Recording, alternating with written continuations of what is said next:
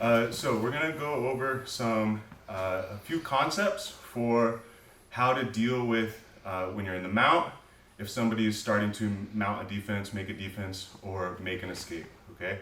I'm gonna try to do this in a little three-part video series. We're gonna start with mount and then go over some side control variations.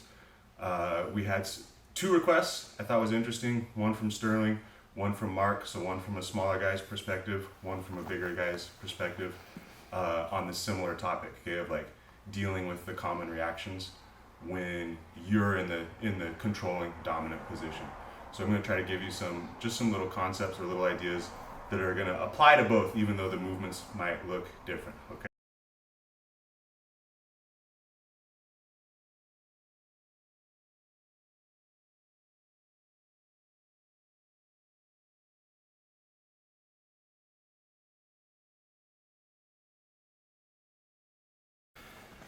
Okay, so look, when I am in control in the dominant position, there's basically two things I need to be aware of, I need to be concerned about, okay?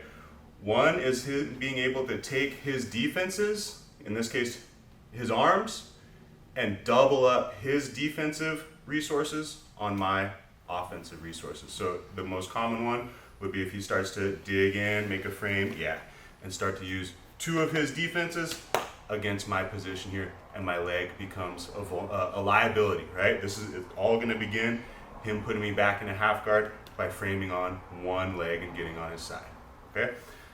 So first thing I can do here is, if you're the bigger guy, of course, ideally, I can just grab this sleeve, yank it up, strip that off, and come even higher and get my good, strong control, okay?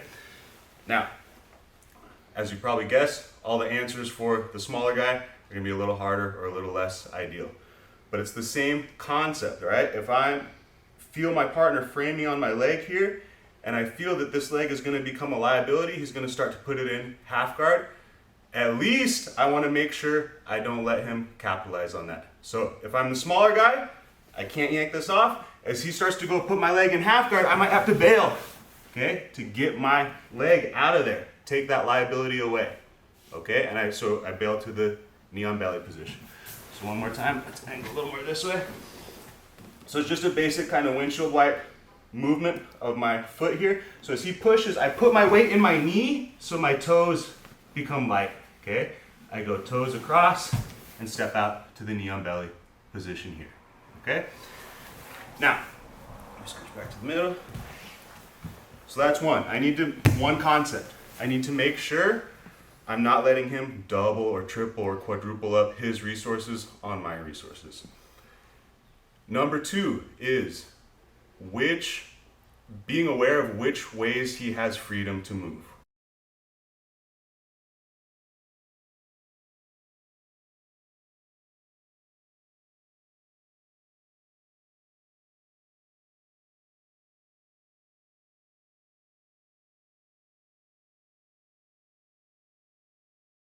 When I'm controlling him in mount, there's going to be a limited number of directions he can go, right? Mainly getting on his side is what I'm concerned about.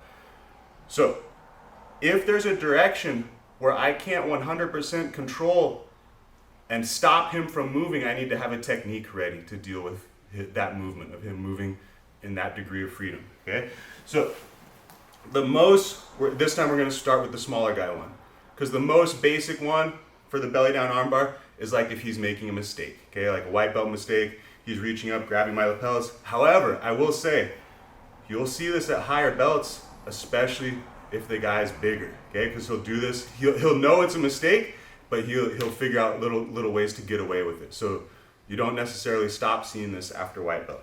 But here, if he starts to grab my lapels and starts to throw me one direction or the other, okay, I'm gonna use my belly down armbar here. So what I like to do is, on the arm that I'm gonna attack, I go same side, nice and high to the wrist, and post my other hand, okay?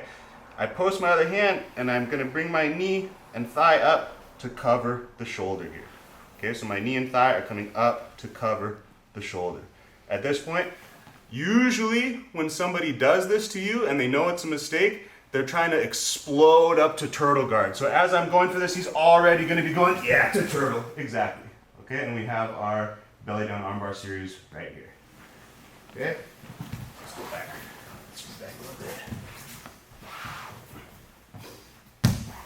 So, one more time, my partner grabs one little note. Often, people who like to do this will grab thumb down. If you turn and turn your grip over, yeah. If this is like an obvious, clear sign, if anyone does this thumb down grip to you, okay, they're gonna try to. It tells you which way they're gonna try to throw you. Okay, so when my partner goes, I cover the wrist. My knee comes over, my foot hooks on the neck, and I have my belly down armbar series that we've covered before. Okay. So now, let's say, now as the bigger guy, okay, I can use that same concept of taking that direction where he feels free to move, and just by having a technique loaded up and prepared for that, I take that escape route away from him, okay? So, actually let's do this one. Let's do the same frame. You start to frame, you start to get on your side, okay? Yeah, exactly, okay. So, from here, again, when he's framing on me here, this foot, or sometimes you'll even get like to a technical mount, right? And your partner, even when I'm in technical mount and he starts framing on me, I feel like this foot is gonna become a problem for me. If I'm not instantly getting my arm bar or my choke or whatever, even when I get up here to technical mount, I feel like this leg can be a liability, okay? From here, there's a simple trick I really like, which is to just press my hips and my belly button into the back of my partner's shoulder. So right now, if he goes to push on my foot or lift my foot, okay, it moves pretty easily. But when I take my hips and I put his top shoulder past his bottom shoulder, this foot feels way heavier, and he has a much more awkward angle to try to push my foot into half guard. Okay?